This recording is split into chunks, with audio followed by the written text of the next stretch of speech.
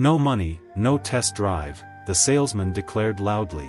Everyone in the Eden Lux Motors showroom turned their heads. Claire Morgan stood quietly in her beige sweater and soft jeans. No designer purse, no flashy jewelry, just a modest-looking woman among a sea of luxury, or so they thought. What no one in that room realized was that the woman being denied in front of them was married to the man who had just acquired the entire luxury dealership chain, and their expressions were about to change dramatically. Morning sunlight streamed softly through the curtains, falling gently on the beige carpet in Claire's bedroom.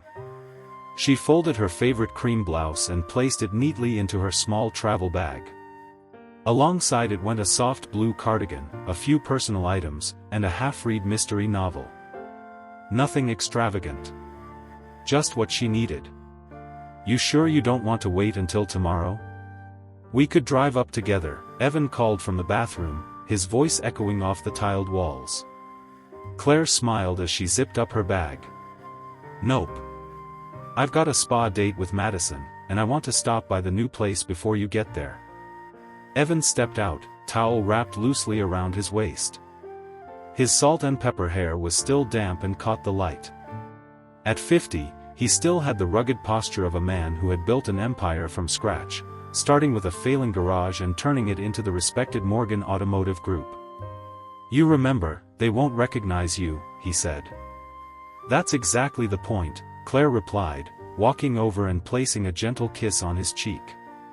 "Your inspection team shows up tomorrow. Today, I get to see how they treat a regular customer." Evan shook his head, his eyes gleaming with that familiar admiration. "Undercover wife, huh? Still the smartest woman I know." "I worked 15 years in customer service before I met you," she reminded him. "I know exactly where to look. And being underestimated is your superpower," he teased. Claire sat behind the wheel, navigating the quiet suburban roads. 3 hours later, she parked her modest sedan 3 blocks away from Eden Lux Motors. Part of it was strategy, to avoid drawing attention. The other part was observation. At 46, Claire carried herself with quiet confidence. Her eyes, gentle and alert, were framed by smile lines that Evan lovingly called her happiness markers. She left her branded handbag in the trunk on purpose. Today, she wasn't Claire Morgan, wife of the owner. Today, she was just Claire. The facade of Eden Lux Motors gleamed, towering glass panels, brushed steel accents, and a silver logo that glinted in the sun. Luxury cars stood proudly like museum pieces under meticulous lighting. Claire took a deep breath and stepped through the revolving doors. The air inside was cooler, climate-controlled. The scent of leather and expensive cologne lingered in the air. Salesmen in sharp navy suits moved around the showroom like sharks circling prey. Claire slowly approached a sleek black sedan, the Venera X8. She gently ran her fingers along the hood, appreciating the smooth paint and bold lines. Less than 10 seconds passed before she felt eyes on her. She turned, and found a tall, impeccably dressed salesman approaching, his smile polished but not quite sincere. "Good morning," he said, his gaze flicking quickly over her simple attire and absence of luxury accessories. "Just browsing today?" "Actually," Claire replied warmly, extending her hand, "I'm interested in this model." "I'm Claire." He accepted her hand briefly, the shake just firm enough to pass for professional courtesy. "Austin Rowe," he said, gesturing to the vehicle. "This is the Venera X8. It's one of our most exclusive models." His tone held a trace of something else, subtle, but unmistakable. A gentle push away. A quiet suggestion that she might be in the wrong place. "It's beautiful," Claire said, ignoring the tone entirely. "I'd love to hear more about it. And if possible, I'd like to arrange a test drive." Austin's smile thinned ever so slightly. "Of course," he said, "though I should mention, the Venera starts at $118,000. Perhaps I could show you something a bit more practical?" "This model," Claire replied firmly, "is exactly what I'm looking for." She had heard this before, the soft condescension. The unspoken math playing out in someone's head as they added up your appearance and subtracted your perceived worth. Austin hesitated, then nodded. Very well. The Venera X8 features a turbocharged V8 engine, hand-stitched leather interior, and a full suite of advanced driver assistance systems. His words were rehearsed, delivered without passion, a contrast to the energy he would have undoubtedly shown a man in a suit and Rolex. Claire noticed two other salesmen across the showroom watching, murmuring to each other. One raised his brow. The other smirked. "I'd like to experience how it handles," she said. "Could we arrange that test drive now?" Austin's smile became brittle. "I'm afraid test drives on our premium vehicles require pre-approval from the finance department. It's policy."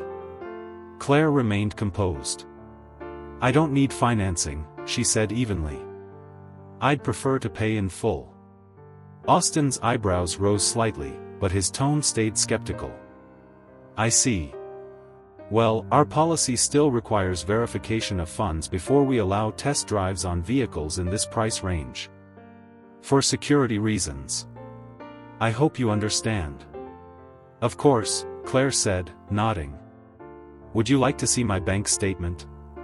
"That would be helpful," he replied, clearly not expecting her to follow through. Claire reached into her pocket and pulled out her phone. "I can show you my banking app." She opened the screen and tapped. But before she could turn the phone toward him, Austin cleared his throat and stepped back. "Perhaps we should speak with my manager," he said quickly. "These high-value vehicles are handled with special procedures." He gestured toward the glass-walled office in the corner of the showroom. A man in a dark charcoal suit sat behind a large desk, glancing over paperwork. As they walked, Claire noticed how Austin positioned himself just slightly ahead of her, a small but deliberate display of authority. Another subtle signal she filed away. Before they even reached the door, it opened. The man inside looked up. "Austin, is there a problem?" "Mr. Burns," Austin said. "This is MS." He paused, suddenly realizing he hadn't asked for her last name. "Just Claire," she offered, smiling politely. "I'm interested in the Venera X8. Austin was explaining your test drive policy." "Logan Burns," the man said, shaking her hand briefly. His handshake was firm, his smile practiced. "Please, have a seat." Claire took the seat in front of his desk. Austin remained standing. "So, you're interested in our premium line," Logan said, folding his hands together. "The Venera is one of our top-tier vehicles." "It seems perfect for what I need," Claire replied. "And what exactly would that be?" Logan asked. His tone was smooth, even friendly, but the look in his eyes was evaluating, calculating. "I travel between Chicago and Milwaukee often," Claire said. "I need something reliable, comfortable, and with solid safety features. And yes, I happen to like luxury." Logan nodded slowly. "Understandable. Though there are a number of vehicles that offer reliability and comfort at different price points. Austin could show you some options that might better align with your situation." Claire kept her voice steady. "I'm specifically interested in the Venera X8. I've done my research." "Research is wonderful," Logan said, smiling in a way that made her skin crawl, "but our experience in this industry helps us guide clients toward the right fit." The message was clear: you don't belong here. "I'd like to test drive the Venera," Claire said firmly. "Today." Logan and Austin exchanged a glance. Logan leaned forward slightly. "Perhaps we should be direct. Driving our premium vehicles requires certain financial prerequisites. We can't allow just anyone to take out a $118,000 vehicle." "Just anyone?" Claire repeated, raising an eyebrow. Logan hesitated. "I mean, we have protocols. Without verified financing or proof of ability to purchase." "I can pay in cash," Claire interrupted. "I'm happy to show you my account balance." Logan's smile remained fixed. Even with funds available, we have a responsibility to ensure that our vehicles are matched with appropriate buyers. The Venera has specific requirements. Insurance, maintenance. Which I fully understand, Claire said sharply. Across the showroom, several staff had begun to notice the prolonged conversation in the glass office. Some feigned work, others watched directly. "I'll be straightforward," Logan said, finally dropping the customer service facade. "The Venera might not be the best fit for your lifestyle. Perhaps something more accessible." "I'd like to speak to someone else," Claire said calmly, cutting him off. Logan's face hardened. "I'm the sales manager. I assure you, everyone here will tell you the same thing. It's our policy. No money, no test drive," Austin added, loud enough for other staff and customers to hear. It was subtle, but deliberate. Public enough to humiliate. Private enough to maintain plausible deniability. Claire rose from her seat. "I see," she said quietly. "Thank you for your time." As Claire stepped out of Logan's office, she felt the weight of eyes on her. The entire showroom had taken notice. She could hear the faint whispers. Sales staff leaning toward each other. A few chuckles exchanged behind polished desks. Claire stood tall, despite the burn of embarrassment rising up her neck. Logan followed her out, speaking loudly enough for others to hear. "Please understand, Ms. Claire. We're simply following procedure. We'd be more than happy to assist you with models more suitable to your needs." It was a textbook tactic, humiliation wrapped in professionalism. Words chosen carefully to emphasize exclusion, without saying it outright. "I understand perfectly," Claire said calmly, her voice composed even as her heart pounded. "I'm still interested in the Venera X8. Perhaps there's someone else who can assist me?" Nearby, a younger salesman, no older than 25, glanced up. His expression was curious but uncertain. Claire considered approaching him. Before she could take a step, Austin reappeared, blocking her path. "I'm afraid Mr. Burns has the final say on premium test drives," he said, his tone dripping with faux regret. "But I'd be happy to show you something more appropriate." The final word lingered like an insult in the air. Claire didn't move. "What exactly makes the Venera inappropriate for me, Mr. Rowe?" she asked, her voice calm. Austin looked toward Logan, who gave a near imperceptible nod. The air in the showroom seemed to change, quieter, tenser. Other customers and employees were now openly observing. "The Venera represents a significant investment," Austin explained slowly, as if speaking to a child. "In our experience, customers who arrive alone and without appointments typically aren't prepared for vehicles of this class." "Unaccompanied?" Claire repeated. "Would your approach be different if I had a man with me?" The question cut the air. Austin's rehearsed smile faltered. "That's not what I meant." "Isn't it?" Claire interrupted, still composed. "I wonder how many casually dressed men you've turned away from test drives." Logan stepped forward, his jaw tight.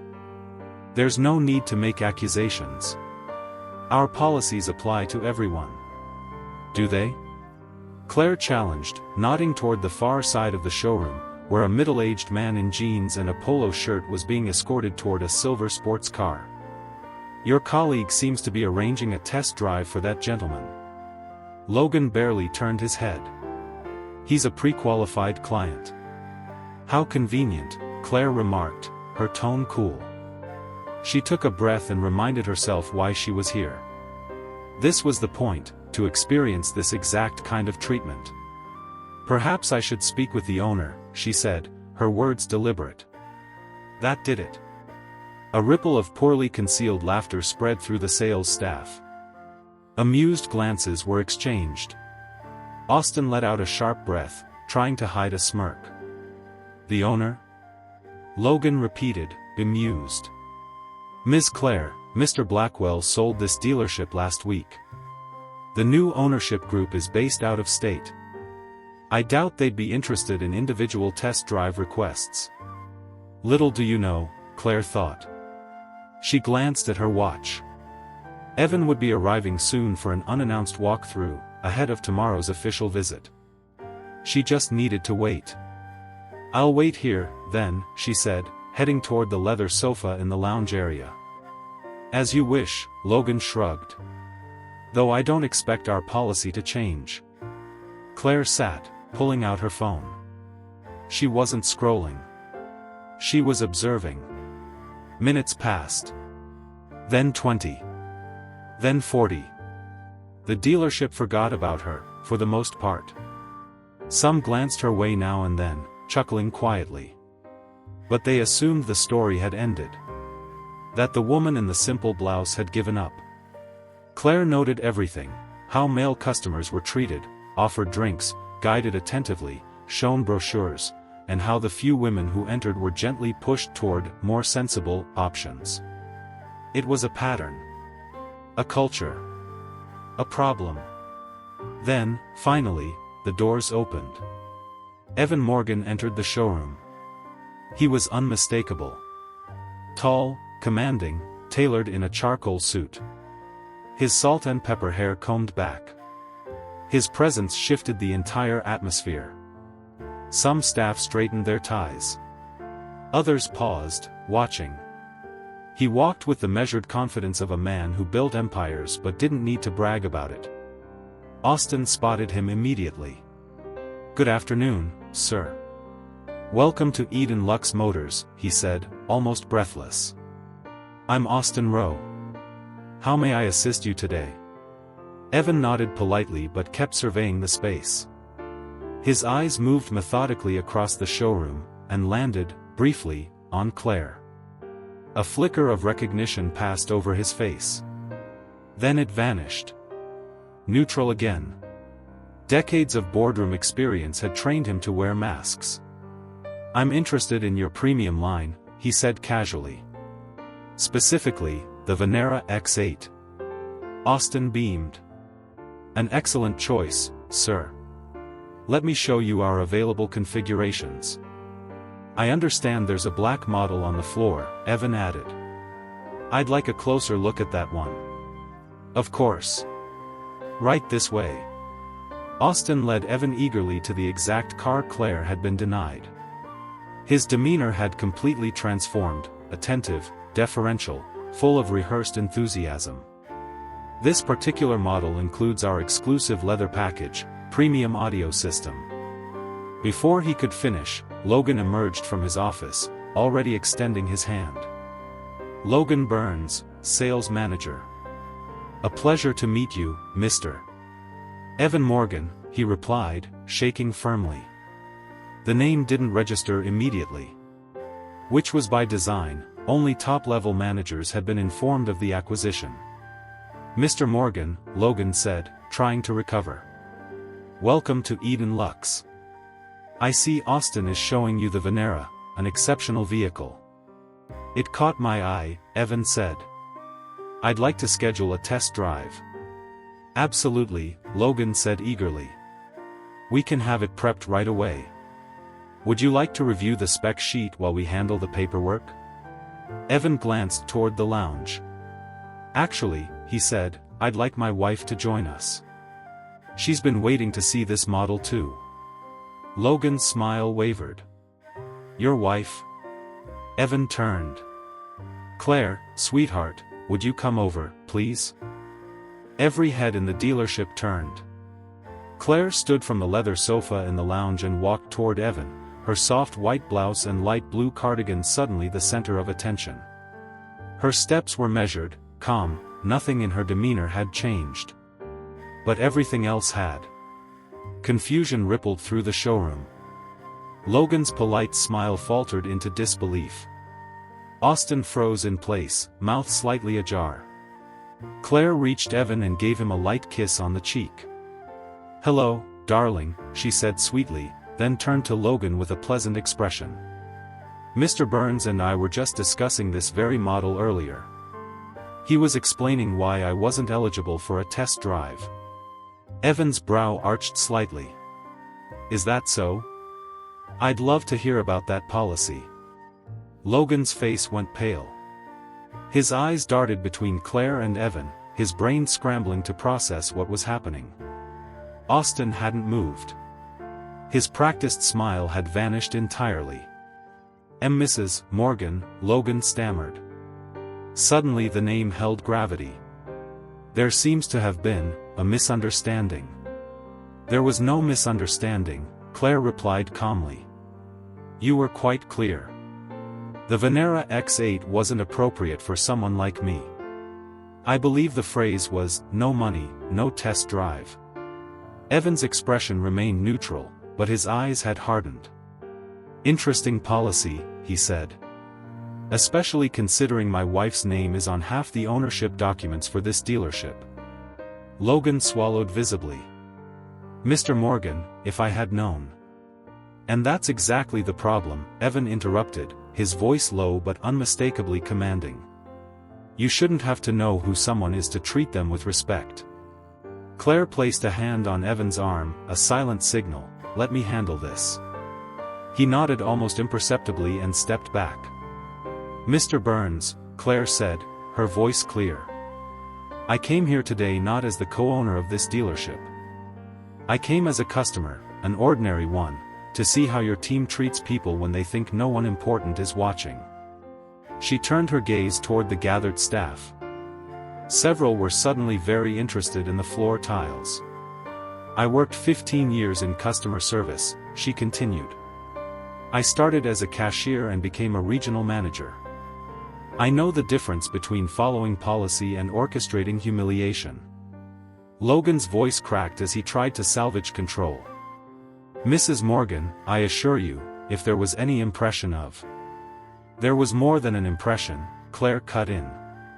There was a deliberate effort to make me feel unwelcome based solely on how I looked and what I wore. Evan stepped forward again. I acquired this dealership because of its reputation for excellence. But clearly, that reputation is built on exclusivity, not service. He turned to face the staff, his voice strong but measured. For those who don't know, I'm Evan Morgan, founder and CEO of Morgan Automotive Group. As of last week, we own this dealership. Tomorrow, our transition team will arrive to begin a full operational review. The weight of those words sank in like a stone. Some employees went pale. Others began edging toward the back offices. Today was supposed to be a quiet visit, Evan continued. An opportunity to observe how this place runs when no one's watching. Austin finally found his voice. Mr. Morgan, please understand. I understand perfectly, Evan said sharply. I saw exactly how you treat customers who don't fit your expectations. The silence was heavy. Crushing. Claire scanned the room. No one met her eyes. In the week that followed, everything changed at Eden Lux Motors. Logan Burns and Austin Rowe were no longer employed there. Their roles were replaced by individuals aligned with the Morgan Group's values, professionalism, humility, and fairness. Claire herself took part in the transition. She led new training programs that emphasized respect-first customer interaction. Gradually, the culture shifted. Staff were evaluated not on sales alone, but on how they treated every person who walked through the doors. A month later, Claire returned to the showroom, wearing the same white blouse and cardigan. Thomas, one of the new sales consultants, greeted her at the entrance with a smile. Good morning, Mrs. Morgan. Here to see Mr. Morgan? Actually, she smiled, I'm here as a customer today. I'd like to test drive the Venera X8. Thomas didn't hesitate. Absolutely. The keys are ready whenever you are. As Claire slid into the driver's seat, adjusting the leather and gripping the steering wheel, she glanced toward the second-floor office. Evan stood at the window, watching her with quiet pride. Some lessons, Claire knew, had to be lived to be learned.